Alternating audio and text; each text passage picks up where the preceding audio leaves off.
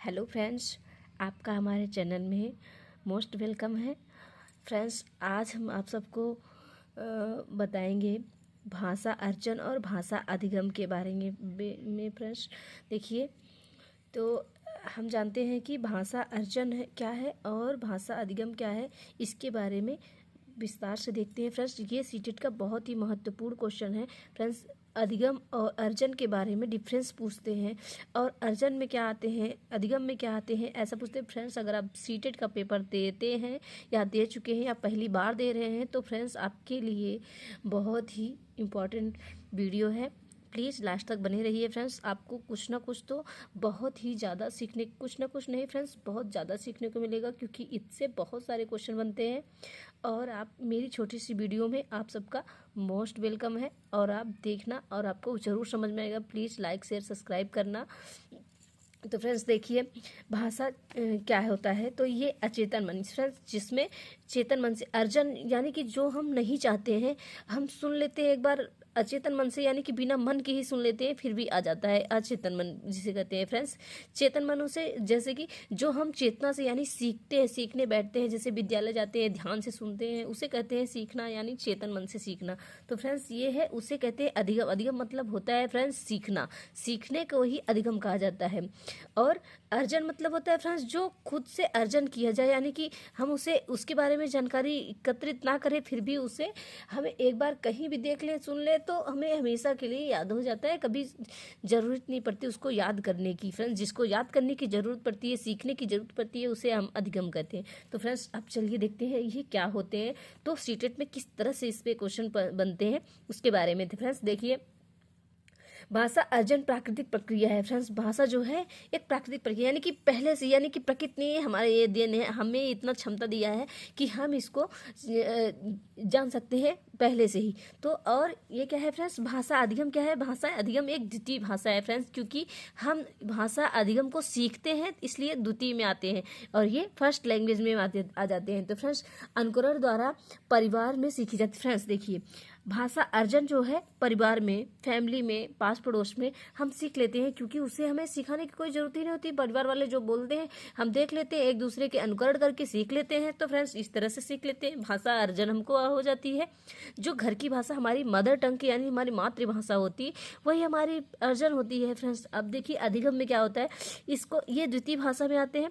इसमें क्या होते हैं, नियम होते हैं, व्याकरण होंगे और उसमें नियम व्याकरण के अनुसार विद्यालय में सीखा जाएगा फ्रेंड्स, और कहीं किसी एक फिक्स स्थान पे सीखा जाता है। कोई सिखाता है तो फिर जैसे कोचिंग में सीखा जाता है।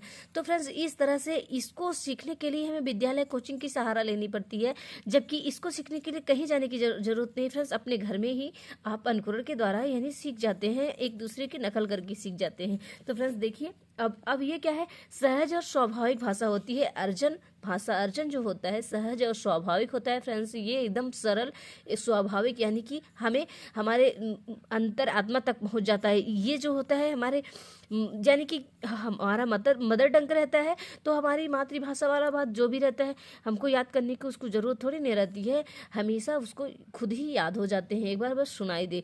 और ये क्या होता है, इसको प्रयास करना होता है उसको सीखने के लिए, और ये बहुत जटिल होता है इसकी अपेक्षा।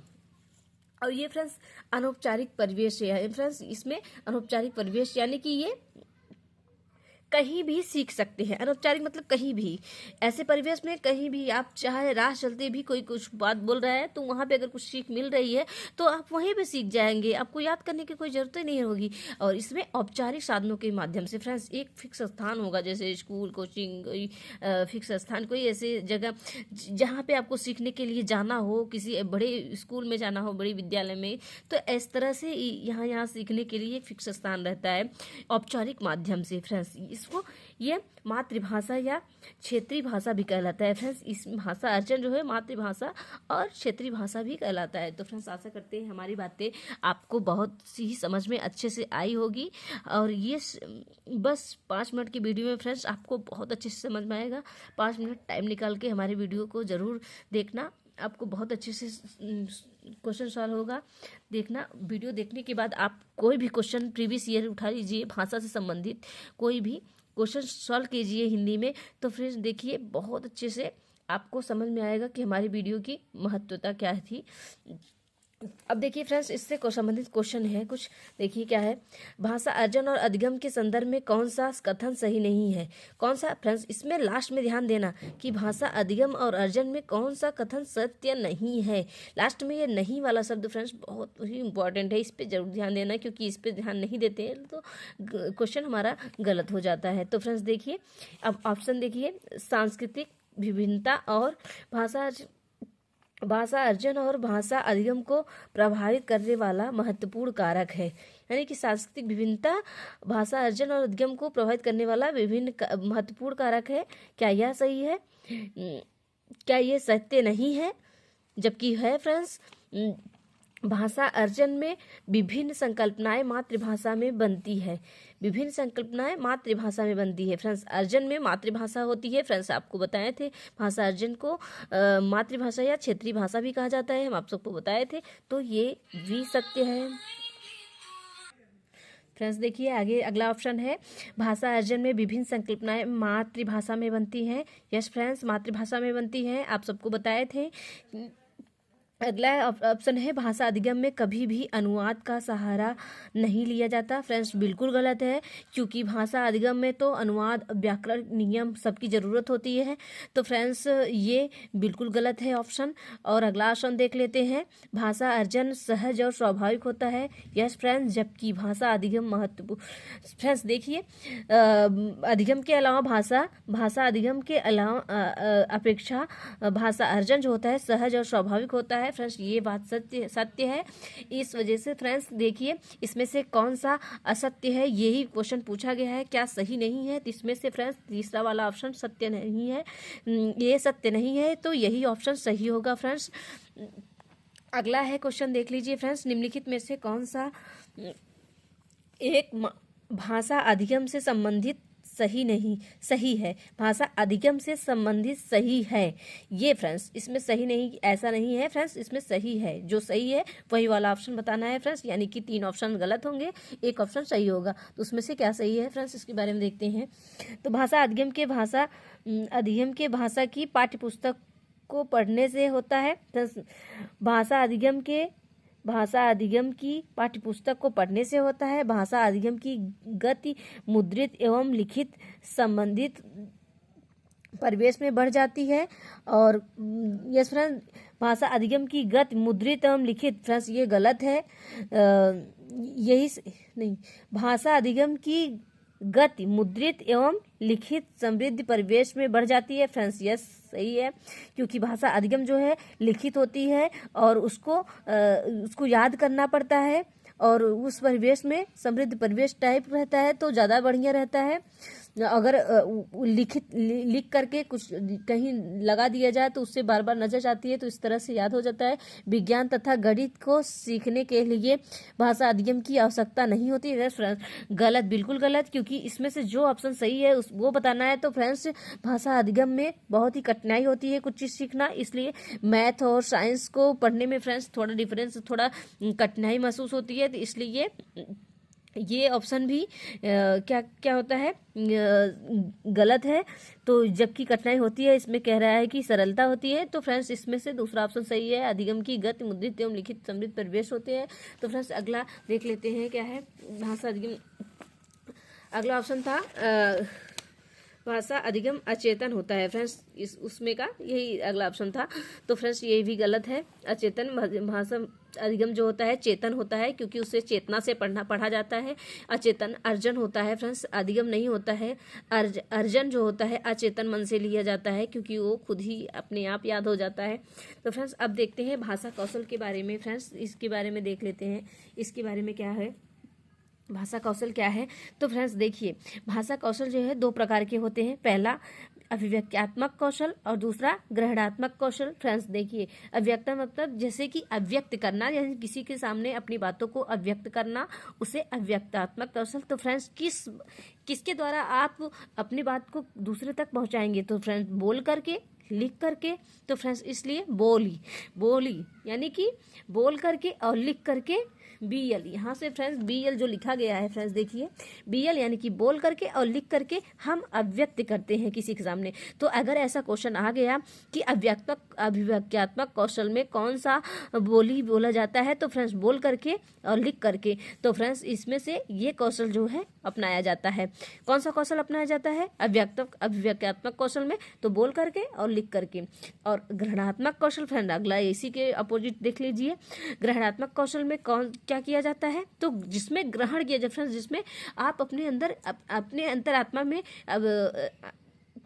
समाहित करें। तो फ्रेंड्स ऐसा क्या? जो सुन करके फ्रेंड्स आप कोई बात सुनेंगे तो अपने अंदर बैठाएंगे, पढ़ेंगे तो भी अपने अंदर डालेंगे। तो फ्रेंड्स इस तरह से चाहे सुन करके चाहे पढ़ करके अपने अंदर आत्मा में अपनी बातों को रखेंगे। तो ये होता है ग्रहणात्मक कौशल या अंतर संबंधित कौशल है फ्रेंड्स। ये अंतर संबंधित यानी कि खुद की संबंधित कौशल है, जो आप आंतरिक रूप से उससे सुनते हो और पढ़ते हो तो भी आपको ही समझ में आता है फ्रेंड्स। क्रम से सीख फ्रेंड्स ये जो होते हैं क्रम से नहीं सीखे जाते फ्रेंड्स, ये जरूरी नहीं है, क्योंकि आप पहले कोई भी बच्चा पहले सुन भी लेता है, पहले कोई बच्चा बोलना भी स्टार्ट कर देता है। ये फ्रेंड्स सुनने का तो प्रकृति के देन है, यानी कि वो पहले से ही सुनता है, ये तो फिक्स है। तो फ्रेंड्स अगर ऐसा पूछ लिया कि कौशल जो होता है, भाषा कौशल जो होता है नियमबद्ध होता है, उसको नियमबद्ध पहले बोलना जाता है, फिर लिखा जाता है, फिर सुना जाता है, फिर पढ़ा, ऐसा कुछ नहीं फ्रेंड्स। वो उसको कोई क्रम से नहीं होता है भाषा, यानी कि अगर ऐसा आ गया भाषा क्रम से सीखे जाते हैं तो बिल्कुल गलत फ्रेंड्स, क्रम से नहीं सीखे जाते हैं फ्रेंड्स। इसमें देखिए मोटे पॉइंट में लिखा है कि भाषा क्रम से नहीं सीखे जाते हैं किसी भी तरह से, क्योंकि हर बच्चे के सीखने का जो तरीका है अलग अलग टाइप का होता है। इसलिए कोई बच्चा किस तरह से सीखता है, कोई बोल कर चीज़ सीखता है, कोई लिख करके सीखता है, कोई सुन करके, कोई पढ़ करके सीखता है। तो यानी कि कौशल का कोई, भाषा कौशल का कोई नियम नहीं है, वो कोई क्रम नहीं है। तो फ्रेंड्स आप इससे संबंधित क्वेश्चन देख लीजिए फ्रेंड्स, आपको क्वेश्चन देख करके इसको समझ में आ जाएगा। शायद अभी तक हमारी बातें नहीं भी समझ में आई होगी, तो प्लीज़ हमारी वीडियो को बार बार थोड़ा 2-3 बार सुन लेना, तो समझ में आ जाएंगे फ्रेंड्स। और लेकिन ये क्वेश्चन देख लेंगे तो फ्रेंड्स उसको बिल्कुल समझ में आ जाएगा। देखिए फ्रेंड्स, भाषा कौशल के संबंधित कौन सा सही है, भाषा कौशल से संबंधित कौन सा सही है? तो इसमें पहला ऑप्शन, भाषा कौशल एक क्रम से अर्जित की जाती है। नहीं फ्रेंड्स, जबकि अभी हम आपको बताएं भाषा कौशल क्रम से नहीं सीखी जाती है, ये ऑप्शन गलत है। भाषा कौशल एक दूसरे को प्रभावित करते हैं। यस फ्रेंड्स, एक दूसरे को प्रभावित करते हैं। भाषा कौशल एक दूसरे से संबंधित होते हैं। यस फ्रेंड्स, बोलना, सुनना, लिखना, पढ़ना, ये सब एक दूसरे को इफेक्ट करते हैं। आप बोलेंगे तभी लिखेंगे, और आप पढ़ेंगे तभी लिखेंगे, आप सुनेंगे तभी तो लिख पाएंगे, देखेंगे तभी लिखेंगे। तो फ्रेंड्स इस तरह से भाषा कौशल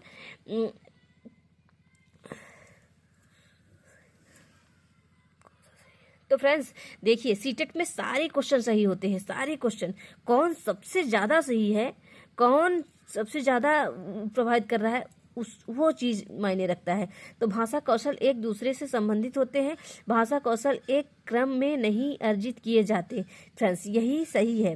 भाषा कौशल जो है एक क्रम में नहीं अर्जित किए जाते, तो यही वाला डी वाला ऑप्शन फ्रेंड्स यही सही है, यही सही है, क्योंकि भाषा कौशल जो है एक क्रम में नहीं सीखे जाते हैं। तो यही ऑप्शन सबसे सटीक है फ्रेंड्स, क्योंकि यहाँ पे लिखा गया है या अंतर संबंधित कौशल है फ्रेंड्स, ये भी सही है। लेकिन सबसे ज़्यादा क्या सही है वो चीज़ इसमें वो होता है। वैसे तो भाषा कौशल एक दूसरे को प्रभावित करते हैं। यस फ्रेंड्स, भाषा कौशल एक दूसरे से संबंधित होते हैं, ये भी सही है फ्रेंड्स। इसमें से ये तीनों सही है और यही पहला वाला गलत है फ्रेंड्स। अगर देखा जाए तो ये क्वेश्चन ही गलत है, क्योंकि यहाँ पे क्वेश्चन होना चाहिए भाषा कौशल से संबंधित में कौन सा सही नहीं है फ्रेंड्स। अगर ऐसा क्वेश्चन होता तो फ्रेंड्स शायद ये क्वेश्चन गलत लिख दिया गया है, लिखने में थोड़ा गलती हो गई होगी। तो फ्रेंड्स ये क्वेश्चन है भाषा कौशल के संबंध में कौन सा सही नहीं है। तो इसमें फ्रेंड्स पहला वाला सही नहीं है, क्योंकि भाषा कौशल एक क्रम में अर्जित की जाती है, जबकि ऐसा कुछ नहीं है फ्रेंड्स। ये तीनों ऑप्शन सही है, ये ऑप्शन गलत है। तो फ्रेंड्स पहला वाला सही हो सकता है, पहला वाला ही सही है फ्रेंड्स, वही मान लीजिए और वही सही है 100% फ्रेंड्स। आप कहीं भी ये क्वेश्चन देख लेना तो यही सही रहेगा। तो फ्रेंड्स यहाँ पे लिखा भी गया है, देखो फ्रेंड्स बाद में हम गलती किए भी थे तो यहाँ पे लिख भी दिए हैं क्वेश्चन लिखते समय।